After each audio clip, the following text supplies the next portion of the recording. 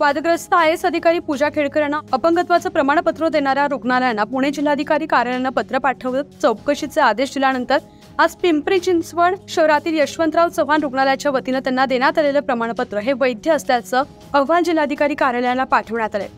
पिंपरी चिंचवड शहरातील YCM रुग्णालयानं पूजा खेडकर यांना 60% दिव्यांग असल्याचं प्रमाणपत्र दिलं होतं। त्यानंतर YCM रुग्णालयावर प्रश्नचिन्ह निर्माण झालं होतं। जिल्हाधिकारी यांनी चौकशीचे आदेश यशवंतराव चव्हाण रुग्णालयाचे अधिष्ठाता राजेंद्र वाबळे यांना दिले होते। या चौकशी अंती दिव्यांग प्रमाणपत्राबाबत संबंधित डॉक्टरांना क्लीन चिट देण्यात आली। चौकशीत कोणीच दोषी आढळलं नसल्याची माहिती राजेंद्र वाबळे यांनी दिली आहे।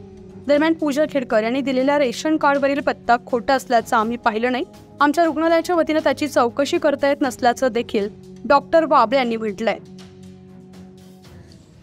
जिल्हाधिकारी कार्यालयाकडनं YCM रुग्णालयात जे काही पत्र प्राप्त झालं अधिष्ठाता यांचे नावे, तर त्या पत्राच्या अनुषंगाने आपण इंटरनल जी काही एक माहिती मागवली, संबंधित विभाग प्रमुख यांच्याकडनं एक अहवाल मागवला होता की या केसमध्ये तुम्ही केलेली तपासणी आणि जे काही क्लिनिकल असेसमेंट आपण त्याला म्हणतो, तर त्याचा विस्तृत अहवाल सादर करा। त्यांनी त्या पद्धतीने तो अहवाल सादर केला आणि त्या अहवालाच्या अंती असं एक निदर्शनास आलं की या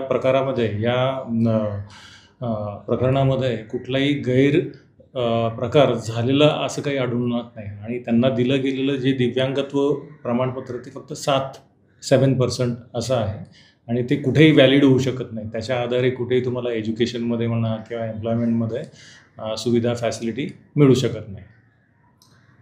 आपल्या रुग्णालयाचे जे काही डॉक्टर होते किंवा त्यांच्यासोबत जे काम करणारे सहकारी होते ते कुठे यामध्ये दोष आढळलेत का आणि काय अहवाल सादर करण्यात आला? नाही, त्याच्यामध्ये माझं जे काही स्वतःचं असेसमेंट आहे त्याच्यामध्ये तरी कुठे कुणावर आपल्याला कुणालाही दोष देता येत नाही। हे प्रमाणपत्र मिळवण्यासाठी पूजा खेडकर यांनी एक रेशन कार्ड सादर केले होते आणि त्या रेशन कार्डचा पत्ता बनावट असल्याचं समोर येतं आहे। या संदर्भात तुम्ही कोणाला काय माहिती सादर केली आहे का किंवा या पत्त्याबाबत काय चौकशी करण्यात आली होती? जेव्हा एखादा व्यक्ती दिव्यांगत्व तपासणीकरिता रुग्णालयामध्ये दाखल होतो त्यावेळेस त्याचं आयडेंटिटी प्रूफ आणि ॲड्रेस प्रूफ हे गरजेचं असतं, पण त्याचं बॅकएंडला जाऊन ते म्हणजे त्याची पत्त्यावर जाऊन तपासणी करणे किंवा त्याचं ते सादर केलेलं प्रमाणपत्र ते खरं आहे की नाही हे तपासणं हॉस्पिटलची जी यंत्रणा आहे ती करू शकत नाही। ज्यांनी ते इश्यू केलेलं आहे ते त्यांनीच करणं अपेक्षित आहे असं माझं मत आहे।